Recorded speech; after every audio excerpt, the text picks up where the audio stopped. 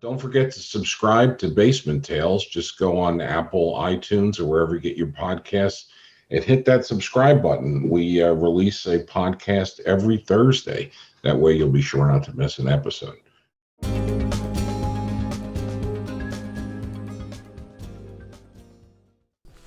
Welcome to Basement Tales with Sam Jackman, Charlie Einsman, Ed Grass, and Sandra Delancey. We have fun telling crazy but true stories about turning the worst possible property disasters into bags of money. Along the way, we'll pass along some important lessons to help you make cash on real estate. Sam and Charlie walked away from cubicle hell 25 years ago. Starting with no property, they created their own Clear Sky group of companies, sold hundreds of houses, bought dozens of rentals, and made millions in hard money loans. I'm Ed, a big firm litigator until muscular dystrophy made me find a hobby other than suing people. I miss it. Sandra's the normal person here with a real job plus some rentals. Her decades of friendship with the group, from office flunkies to property gurus, might help keep us all humble and focused on learning something. I wouldn't count on it.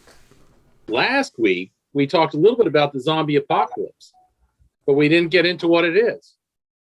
Do we want to talk about that today, Charlie, or do you have something else? Well, I got a pretty good story, actually. You got a good story. Okay. All right. Maybe we could go 15 minutes and then zombie apocalypse for the next 15. Let's do your story for 15, and then I'll end it with the zombie apocalypse. Okay. You guys ready? Oh, man, fire away. This is for all of the real estate brokers in America. This is for the EXP brokers. This is for Samson Realty here locally. Remax, Century 21. What are the other big ones? Keller Williams. If you're a broker, you got to listen to this, because this is a monstrosity and it should never happen. So this past week, we purchased a house at the courthouse steps, because when a house goes to the courthouse steps, that means it's getting foreclosed. And one of the reasons why we bought it is because I knew the occupant and I know the occupant. And I'm not going to mention names other than these brokers that I've mentioned who are doing a big disservice to their real estate agents that they've had on their payrolls for who knows how long. This person has been a real estate agent for 25 to 30 years. And I believe she's in one of the brokers that I mentioned's Hall of Fame. Wow, that's not a small achievement. No, that's my point. That's a big deal.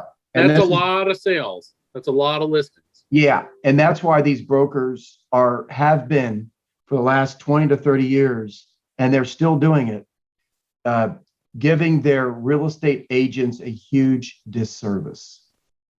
And the disservice that I want to bring up is the fact that I know this for a fact, but they do not give their agents any sort of financial training or investment training.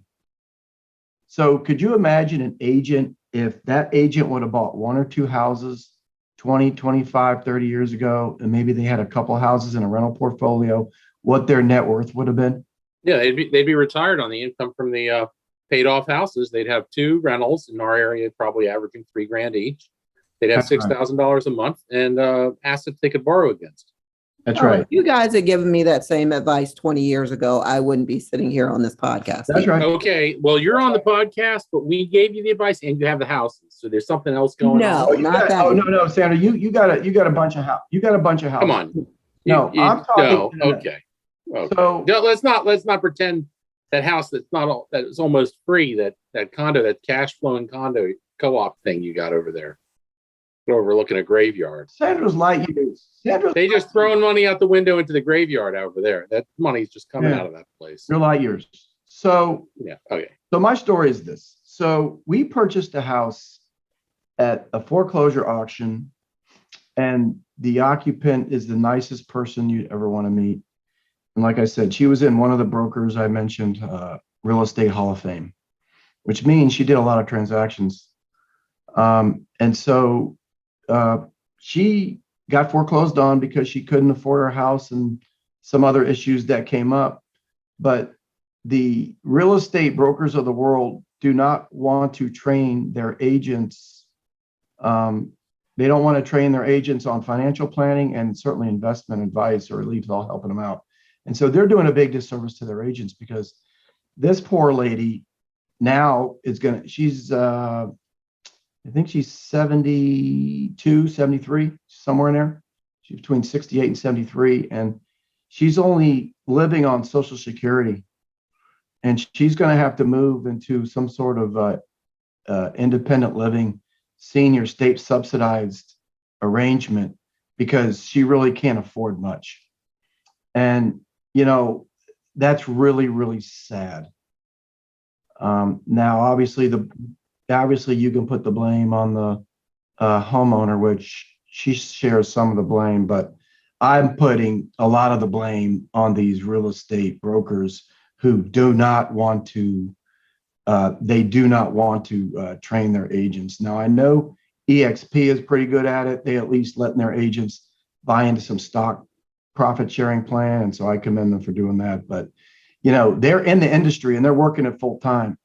But yet these agents are just out there trying to build up their commissions without any whim of investing it. And so I just think, as a broker, you have a fiduciary duty to your agents to at least allow them to get some sort of financial education / investment education. And so I've got another story too. Before you move on, Charlie, I'm just trying to understand this. So I've been around you guys for many, many years now, right? And I'm assuming that if I was an agent working with you all very closely, that there would have been opportunities for me to say, hey, why can't I get that one? Or why can't I buy that one? Are you kind of not holding, these brokers or these, real estate agents accountable for their own development? I mean, why couldn't they say, hey, that's a good one. Can I get that? I see what we're making off of this. I see what you guys are making off of this. Why can't I get them? And I'm asking because I know that you guys have done this for your employees, right? Allow them to, purchase property. So I'm just wondering, how does this work in other brokerage firms where, is there not an opportunity for, an agent to say, hey, can I get that one? Or, Well, no, I don't think so, because a lot of other brokers frown upon their agents buying either their listings or making deals with home sellers to buy their houses. Matter of fact, for years, they've ixnayed that for years, but they do have a fiduciary responsibility to at least educate their agents on investment and on how to build a rental portfolio, or even wholesaling a house or fix and flipping, or how to take their commission money that they're earning. Let's say they earn $15,000 on a commission, obviously, let's say 5,000 goes to taxes, which obviously it's that maybe that's right. 5,000 goes to taxes. 2,500 goes to advertising. The other 5,000 might go towards the living expenses, but then there's another 2,500 left over that should go to what's called building their capital stack. And so that eventually, that once they build their capital stack, they can use that money to invest whichever way they want to do it, and not just spend all of the commission money that they're earning. Because a lot of these brokers, all they care about is sales training, all the specific trainings that's helping these agents build their income. But more importantly, they need to teach them how to set aside some of this money to invest it. And I can tell you right now, that is lacking in this industry. And another story I have is that I was at and I'll mention the name. It was in the Virginia area. It was a Samson broker, new agent seminar. And so they're tooting how they bring on all these agents, and now they've got 4,500 agents. And so what I did is I went to the people running the seminar and I said, here's some investment classes that I think you should give your agents, right? You want to train your agents in sales, but you've got to train your agents how to, find distressed assets, how to find money to borrow, how to build rental portfolios. Like, there's certain investment training that I gave them, and I said, hey, you need to do this in a lunch and learn to your agents. They absolutely blew me off. And they've got 4,500 to 5,000 agents. And so it just doesn't make any sense to me. They are not doing the correct fiduciary to their agents I mean, they can train them to sell, but eventually they got to teach them how to invest. Now, the agents don't have to do it, but at least the brokers can provide the service. Yeah, they're a little conflicted, right? They don't want these people investing in assets that they're finding. They want to make sure it's an independent brokerage deal, and then the agents aren't getting the opportunity to make any real money. So on an investment level, that's no good for people. But that's what I'm wondering, why they're not, taking it upon themselves to kind of jump in there.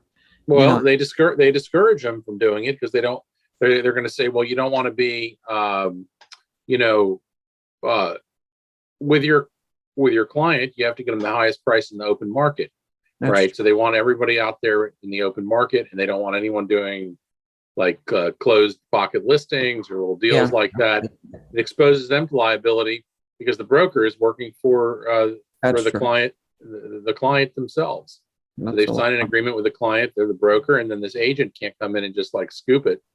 They got to get out there and put it at the highest price. So they're discouraged, in fact, by the licensing law from doing it. But anyhow, the agent's not well informed and doesn't do it independently through another brokerage or any kind of thing like that. Right. So it's challenging. It's a shame that she's in that bad situation. For that many years, I mean, to look at the home prices going up and look at the price of real estate going up.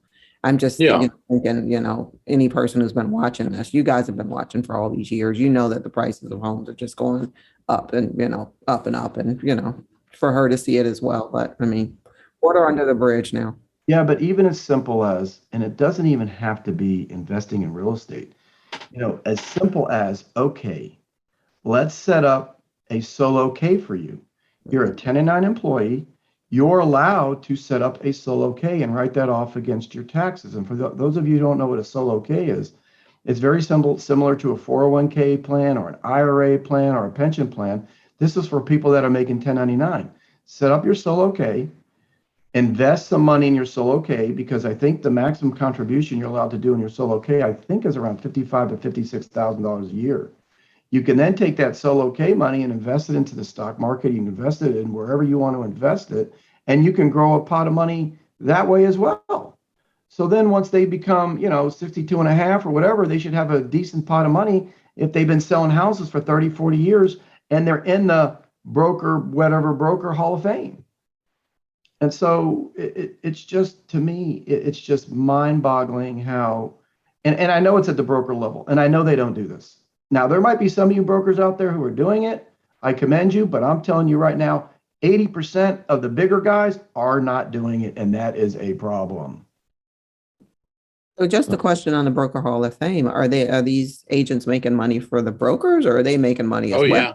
But are they making money? Yeah, they're making plenty of money. A higher performing agent is going to keep most of their commission. Okay. Yeah, pretty much at any brokerage. He's going to keep at least 90%, at least, let's say 20, 30 years ago. Now there's models where, these agents are keeping 100% of their commission. Yeah. So there's some models out there where the broker, they're just paying a fee. Yeah, the broker is going to direct you to their title company of choice, and then the broker is going to allow you to keep 100% of the commission, provided you direct it to the title company of choice. There's other brokers that charge a monthly fee. Maybe it's $1,000 a month, and then you get to keep 100% of your commission. So nowadays, there's a lot of different lower cost broker models that the agent does keep a majority of their commission. But again, they need to be into that financial planning world. They need to be into the investment world. They need to have all these options in front of them, so that, my poor friend here these folks don't get caught up in the same situation she's in. There you go. Here you go. And I know, Charlie, this kind of gets to financial literacy, right? That's what you're really talking about. So this is in general. This is most Americans, right?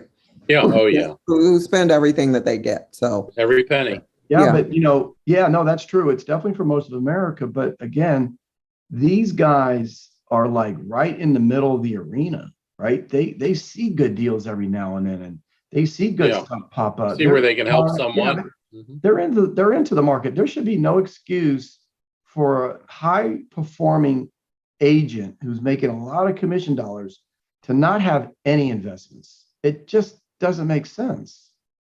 Say that about anyone, though. I say that about anyone.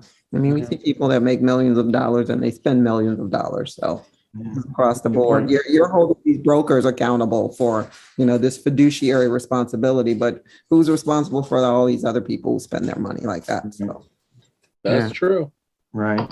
So stay tuned for this story. I mean, she's in this house. The house is absolutely loaded. It's a 3-level house. It's loaded from top to bottom. We've got to put together a plan for her to, move to a nice facility in a nice controlled fashion without kicking her out and without evicting her. And I told her, I said, she's fortunate that we bought this house, the courthouse steps, because my competitors wouldn't treat her this way. They would evict her. They would evict her. And that's that. So I don't know. That's just the way it is. So we'll hear some more about the story. We will. Yeah. We'll keep everyone posted on that one as it develops. The zombie apocalypse continues. That's when you go out and you try to buy something and no one will answer the phone. And when they do, they put you into the wrong computer system. You show up somewhere, they don't have your order, and nobody cares. It's where that lack of professionalism crosses the board. It will be from a restaurant to building supplies to ordering a title. Absolutely no one cares. A total change in our social fabric of how people work. Especially, I mean, at any level, really at any level, it's absolutely phenomenal. I mean, it's way past just government incompetence, which has been a long-standing problem. This is just spread like a virus across the entire populace, and due to excuse making with between the pandemic and supply chain shortages, there's absolutely an excuse for not doing anything every day of the week. Yeah, and that brings. You don't believe it. You don't believe it. I can give you example after example. But the zombie apocalypse has a really material effect on your ability to execute. Let's say I wanted to do a flip, a very normal flip. I'm doing. Charlie and I picked up a beautiful house, a townhouse in Woodbridge. It needs 30 days worth of work. That's going to definitely take 60. There's no way, and we started early. There's just no way it's not going to. Everything from ordering the windows to getting the siding, any last thing, getting the guys on site, getting an estimate, even from our most reliable contractors. Everybody has the zombie apocalypse impacting them. And I got a great zombie apocalypse restaurant story. Okay. We'll go with the restaurant because I can't stand my other building supply ones. Oh yeah. So Sam's talking real estate, which absolutely true, right? So I've got a great restaurant story. So the day was Mother's Day, and I'm going to go ahead and date ourselves when this podcast comes out. It was Mother's Day. And so I knew there was a problem when my sister wanted to take out, obviously, my mom, and my sister was smart about it. And she said, "Hey, Mom, let's go out for lunch," right? On Mother's Day, which that's perfect because lunch is conservative. There's probably not going to be that much of a wait. Okay. Sure. Then, of course, my mom comes back and she goes, "No, we just ate. We're full. Let's go do an early dinner at 5:00. And so we went to a restaurant called Samiano's, which isn't the real name of the restaurant, but it's called Samiano's, and it might have a couple G's in there. And the first initial might start with Okay, we got it. Samiano's, an Italian restaurant, right? So my sister set the reservation up for 5:00, thinking, okay, still a very early dinner, right? And so she thought that she could go ahead and use their reservation system and go ahead around 1:00 and put us in for a 5:00 reservation. So she did that, thinking that we're good to go. Well, we show up at the restaurant at 5:00. Well, luckily Julie got there at 5 minutes to 5 because she went in and made sure that our reservation was intact, which it wouldn't surprise you that they had no record of our reservation because their computer system had crashed. And oh, by the way, the carry-out system also crashed. And this system crashed like around 12:30 or 1 that day. and they had a line of people who put in their orders, who thought that their orders were taken, and they had certain pickup times, and they were there to pick up their online order because they thought the order had gone through because they had gotten a confirmation. Okay, so you guys kind of know where this is going. So this gets better because when we get there, Julie got there 5 minutes. They told Julie it's going to be at least an hour and a half wait. And at that point in time, you gotta take your medicine because there's nowhere else really to go because it's 5 o'clock, getting to be 5:15, 5:30. By the time you leave and go somewhere else, you're at the bewitching hour, right?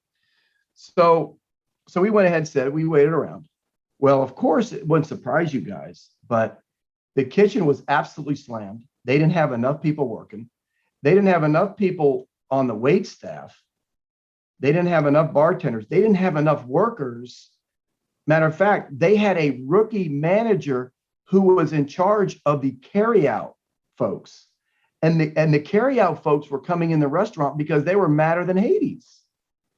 And so this gets back to what Sam was saying about the zombie apocalypse, and that there are so many jobs out there, but nobody wants to work the jobs.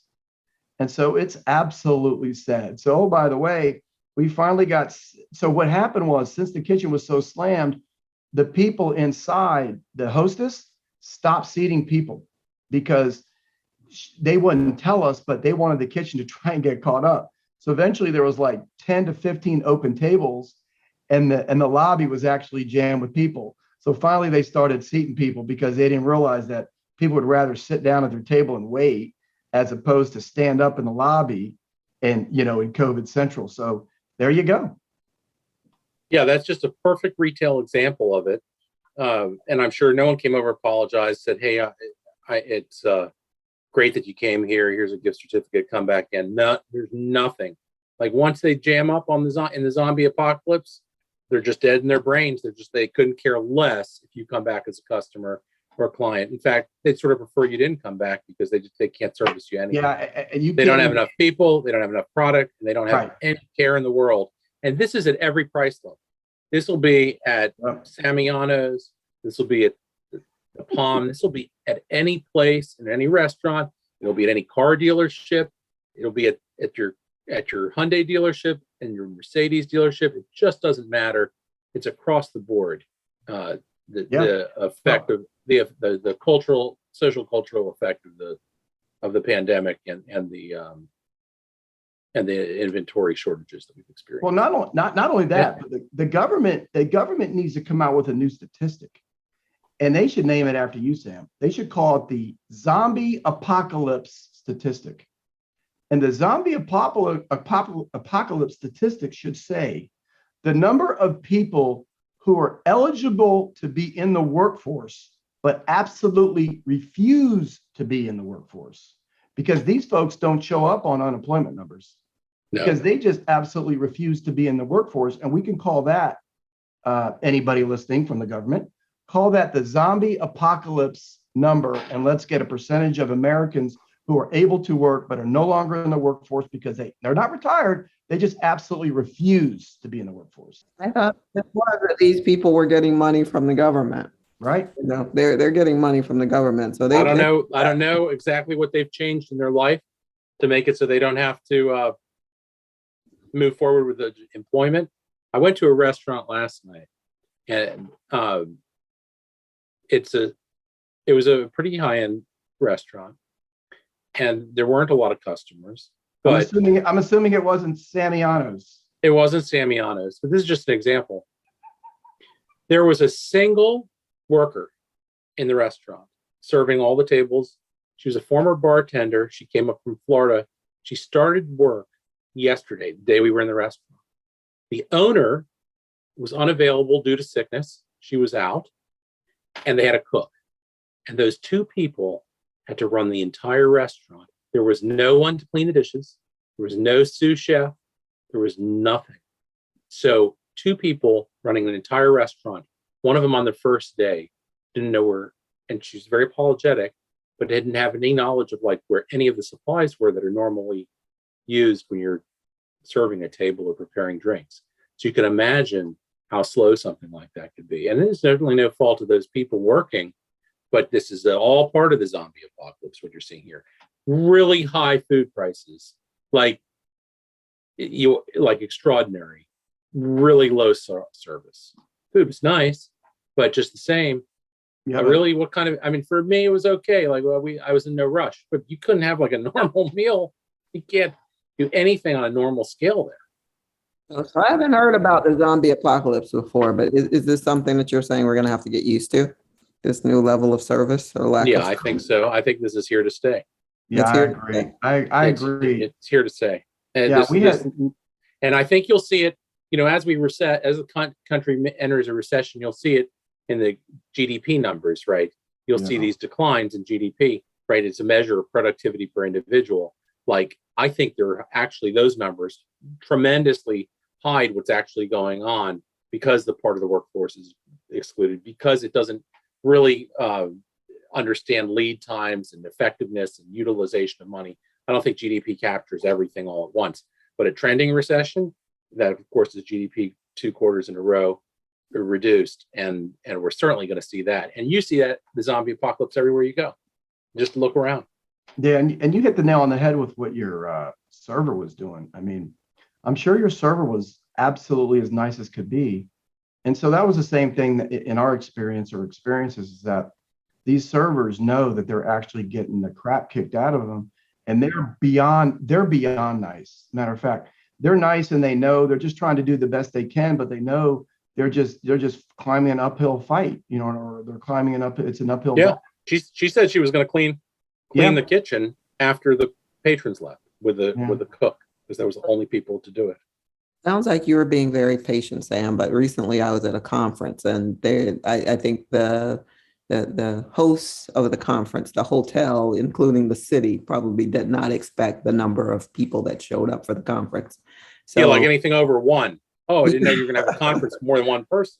So yeah, hundreds or thousands was definitely going to be an issue. But the level of service was very low. But the thing is, we had to understand, and we had to be sympathetic with the folks that were working at the coffee shop with a line out the door. It's just a joke. Yelling at people saying, I was supposed to get 2 shots of vanilla and not a caramel. Take whatever it is that you get. Yep. And in the zombie apocalypse, that's what happened. Everyone gives up. And you just deal with the zombies all around you. They're just moving slow. They're making mistakes everywhere they turn. You got to check every number 100 times. You got to check every email. You have to follow up 12 times to get a release you've paid for already. You got to do things that are just extraordinary to do the very most small thing. You just wouldn't even believe it. And I have to drink a vanilla latte when you want it caramel. You get used to your vanilla when you're given the vanilla. That's it. You don't worry. But on the same token, even the consumers are starting to become part of the zombie apocalypse, because they tolerate it. They tolerate the terrible service. They know they're going to get terrible service, and so you just end up dealing with it. And that's just kind of where we're at right now. Okay. And I think we're at it for a while. We're at it for a long while. Yeah. I get it. I agree. Yeah. Well, that's grim. On that grim note, we thank you for another week of Basement Tales. Send us your questions, send us your comments, subscribe. Or even send your zombie apocalypse stories. Send us your zombie apocalypse stories. Stop hiding them. They're real.